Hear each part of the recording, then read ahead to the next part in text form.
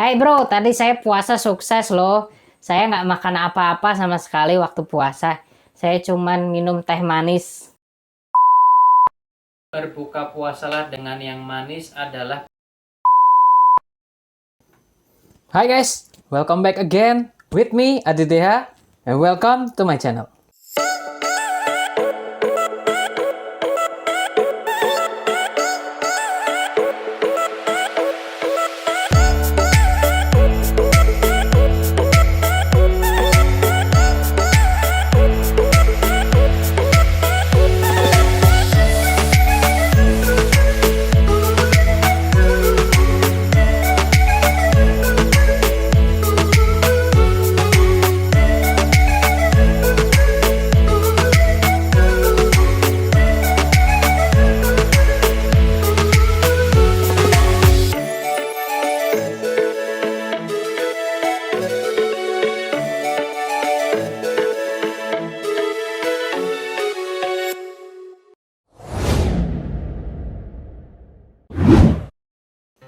Nah guys, gimana nih kabar diet kalian? Saya mau tahu progres diet kalian, kalian bisa ceritakan di kolom komentar di bawah. Buat kalian yang baru pertama kali bergabung di channel ini, saya ucapkan selamat datang, terima kasih sudah klik video ini. Jangan lupa untuk klik subscribe dan nyalakan lonceng notifikasi. Buat kalian yang belum nonton video-video sebelumnya, kalian bisa nonton dulu video-video sebelumnya. Kalian bisa klik tombol di atas ini. Yang pastinya saya sudah urutkan ke dalam playlist sehingga kalian mudah untuk menontonnya. Nah, di video kali ini kita akan membahas tentang intermittent fasting atau yang biasa dikenal dengan puasa. Tetapi puasa yang saya bicarakan di sini adalah puasa dalam dunia diet. Jadi saya harap kalian nonton dulu video ini sampai habis ya. Nah, langsung saja tanpa berlama-lama kita bahas tentang apa sih intermittent fasting itu. Pengertian intermittent fasting. Nah, sebelum kita memulai tentang intermittent fasting ini, ada baiknya kita mengerti dan paham dulu apa itu intermittent fasting. Intermittent fasting adalah metode diet yang menerapkan pembagian waktu untuk jam makan dan jam puasa. Dengan kata lain, intermittent fasting menerapkan pembagian waktu di jam di mana kita boleh memasukkan kalori atau makan dan jam di mana kita harus puasa. Nah, sekarang kita sudah tahu tentang intermittent fasting itu. Sekarang kita pelajari tujuannya. Apa tujuan dari intermittent fasting? Tujuan intermittent fasting. Nah, tujuan intermittent fasting yang saya sebutkan di sini adalah yang berkaitan dengan proses diet, membantu kita untuk menurunkan berat badan dan menjaga kesehatan. Tujuan intermittent fasting adalah mewujudkan kondisi defisit kalori dengan cara membatasi jam makan kita dan meningkatkan metabolisme kita. Sekarang kita masuk lebih dalam sedikit tentang intermittent fasting. Manfaat intermittent fasting. Membantu menurunkan berat badan. Nah, seperti tujuan intermittent fasting yang sudah saya sebutkan tadi, intermittent fasting sangat dapat membantu kita untuk menurunkan berat badan dengan cara membatasi jam makan kita dan mempermudah untuk mewujudkan terjadinya defisit kalori. Tetapi ingat sekali lagi, kunci utama dari menurunkan berat badan adalah defisit kalori, betul. Nah, intermittent fasting hanyalah salah satu metode yang dapat digunakan untuk mempermudah mencapai defisit kalori tersebut. Membantu mengatur keseimbangan hormon. Berpuasa akan membantu untuk mengatur kadar hormon insulin kita, atau yang biasa juga disebut dengan hormon storage atau hormon penyimpanan untuk turun. Nah, ketika kita dalam kondisi berpuasa lebih dari 12 jam, maka produksi human growth hormone atau HGH kita akan meningkat. Dalam kondisi seperti ini akan sangat bagus dan membantu mempermudah kita untuk mengurangi kadar lemak dalam tubuh kita. Karena dalam kondisi seperti ini dapat men-trigger terjadinya switch metabolik di mana tubuh kita akan memakai cadangan energi kita, yaitu sel lemak, untuk dipakai menjadi sumber energi. Nah, mumpung kita masih banyak cadangan energinya, ayo kita semangat dan gunakan cadangan energi kita, yaitu lemak di tubuh kita, untuk berolahraga. Membantu memperbaiki metabolisme. Masih berhubungan dengan hadirnya HGH tadi. HGH dapat membantu kita untuk menambah massa otot dan memperbaiki sel-sel yang rusak di badan kita. Tetapi semua itu harus diimbangi dengan olahraga dan mencukupi kebutuhan nutrisi kita, dalam hal ini terutama protein serta istirahat yang cukup. Masih banyak lagi manfaat dari intermittent fasting. Tetapi ingat, intermittent fasting bukanlah metode sakti untuk cepat kurus dalam waktu yang singkat. Manfaat dan kebaikan dari intermittent fasting bisa kita dapatkan dengan mengimbangi menerapkan pola hidup yang sehat. Kita wajib untuk mencukupi kebutuhan kalori BMR kita, mencukupi kebutuhan nutrisi kita baik makro maupun mikronutrisi, olahraga yang rutin, istirahat cukup, dan manajemen stres yang baik.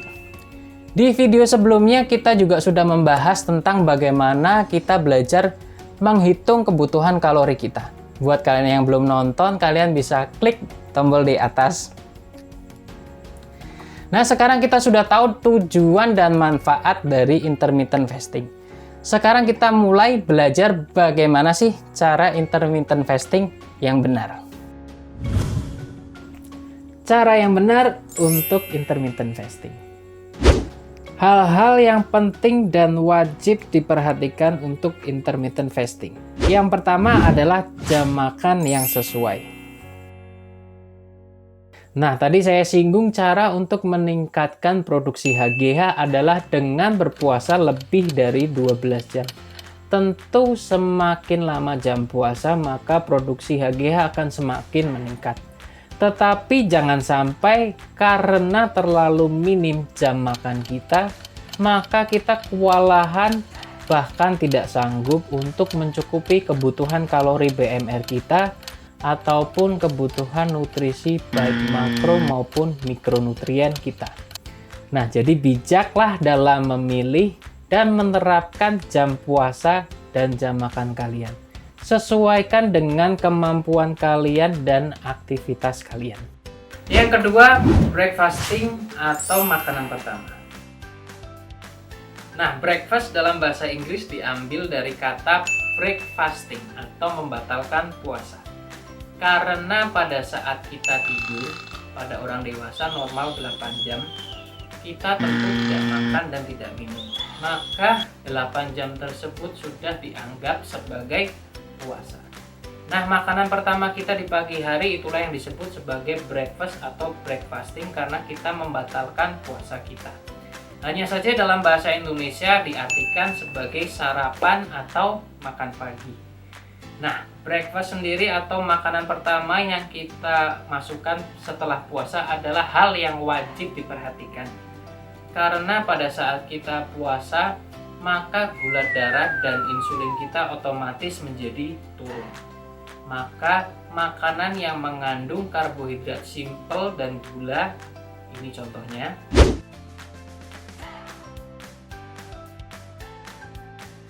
Nah, kalau bisa karbohidrat simpel seperti yang ada di gambar tadi dihindari ya guys. Hal ini ditujukan untuk menghindari terjadinya lonjakan gula darah dan insulin. Sebenarnya berbuka puasalah dengan yang manis adalah pertama kali dipopulerkan oleh iklan sirup. Entah bagaimana ceritanya akhirnya menjadi budaya di Indonesia. Nah, sebenarnya yang perlu kita konsumsi untuk berbuka puasa atau makanan yang pertama kali harus kita masukkan adalah protein, healthy fat. Kalaupun kita mau memasukkan karbohidrat, masukkanlah karbohidrat yang kompleks yang mengandung banyak serat dengan jumlah yang secukupnya. Yang ketiga, memasukkan kalori saat jam puasa. Masih banyak orang yang salah kaprah mengartikan puasa intermittent fasting. Mereka masih memasukkan kalori pada saat jam puasa. Padahal kita tidak boleh memasukkan kalori sama sekali pada saat jam puasa. Contohnya, Hai bro, tadi saya puasa sukses loh. Saya nggak makan apa-apa sama sekali waktu puasa. Saya cuman minum teh manis. Wah sama dong bro. Saya juga tadi sukses puasanya. Saya nggak makan apa-apa. Saya cuman makan gorengan doang tadi. biasanya hal ini terjadi karena kurangnya pengetahuan dasar tentang kalori. Sebenarnya pada saat jam puasa di intermittent fasting, kita masih boleh kok kalau mau minum air putih, teh tawar, kopi hitam tanpa gula, atau apapun yang penting tidak mengandung kalori. Yang keempat, mencukupi kebutuhan BMR dan nutrisi. Dengan maksud untuk cepat kurus, kadang orang mengabaikan hal ini. Padahal hal ini penting untuk kita perhatikan. Intermittent fasting maupun tidak sudah menjadi kewajiban bagi kita untuk mencukupi kebutuhan kalori BMR kita dan mencukupi nutrisi yang kita butuhkan baik makro maupun mikronutrisi untuk menjaga fungsi-fungsi organ kita dan menjaga kesehatan kita, maka wajib bagi kita untuk mencukupi hal tersebut.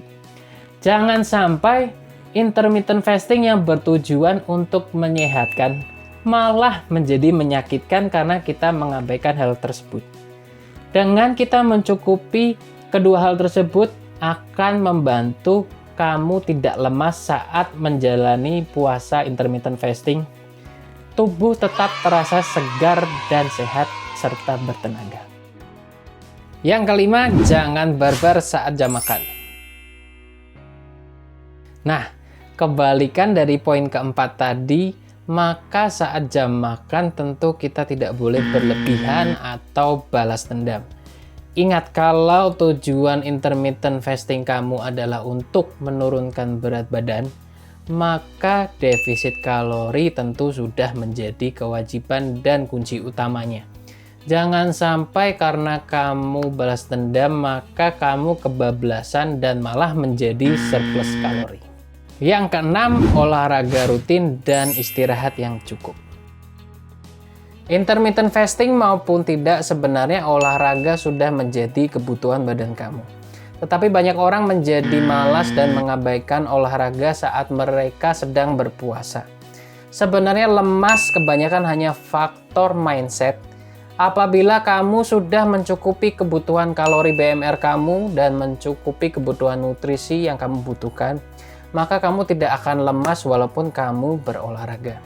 Maka jangan jadikan puasa sebagai alasan buat kamu untuk tidak berolahraga. Kamu bisa mencocokkan jadwal olahraga kamu dengan jadwal puasa kamu. Buat kamu yang banyak kegiatan, kamu bisa memilih home training sebagai alternatif untuk olahraga di rumah sehingga kamu mempunyai waktu yang lebih fleksibel. Nah, sama seperti olahraga, istirahat yang cukup juga harus kamu perhatikan, harus kamu cukupi ketika kamu sedang melakukan intermittent fasting. Oke guys, sampai di sini dulu video kali ini. Semoga topik hari ini tentang intermittent fasting bisa membantu program diet kalian, terutama di bulan-bulan puasa seperti sekarang ini. Buat kalian yang punya pertanyaan, kalian bisa tulis di kolom komentar di bawah. Atau kalian bisa DM langsung ke Instagram saya di atas. Ini Instagramnya. Akan saya cantumkan juga di description box. Atau kalian bisa bertanya-tanya dan konsultasi langsung dengan saya di aplikasi namanya Sembuh. Apa sih aplikasi Sembuh? Yuk kita lihat videonya berikut ini. Nah guys, aku mau kenalin kalian nih ke aplikasi yang keren banget dan bermanfaat banget. Namanya Sembuh. Di aplikasi Sembuh ini, kalian bisa lihat profil dari banyak dokter-dokter di Indonesia. Kalian juga bisa lihat profil dari berbagai rumah sakit di Indonesia.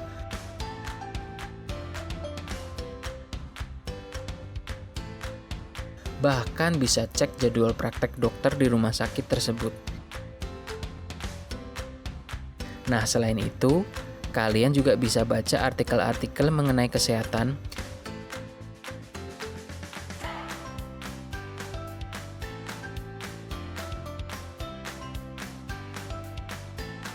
dan seputar info penyakit-penyakit seperti penyebab, gejala, pengobatannya, dan masih banyak lagi.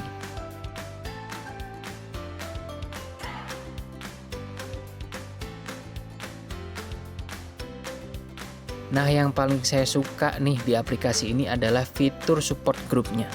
Di sini kita bisa bergabung di grup chat yang ada tentang diet, kesehatan, dan masih banyak lagi.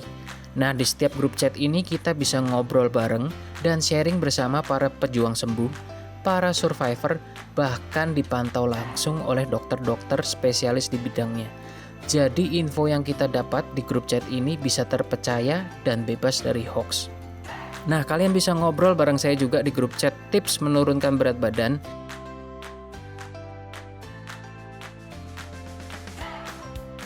Oh ya guys, kalian juga bisa subscribe channel YouTube dan follow Instagram sembuh.id juga. Di sana banyak info-info seputar kesehatan yang pastinya bakal berguna buat kalian. Link YouTube dan Instagram akan saya cantumkan di description box ya. Nah, untuk aplikasi Sembuh kalian bisa langsung download di Google Play Store atau kalian bisa cek linknya di description box di bawah. Seperti biasa, jangan lupa untuk like, komen, subscribe, nyalakan lonceng notifikasi, dan sebarkan ke teman-teman kamu. Terima kasih sudah nonton video kali ini. Sampai jumpa di video selanjutnya. Jangan lupa untuk selalu stay fit, stay healthy, and bye-bye. Wah, sama dong bro. Saya juga tadi sukses puasanya. Saya nggak makan apa-apa. Saya cuma makan gorengan doang tadi.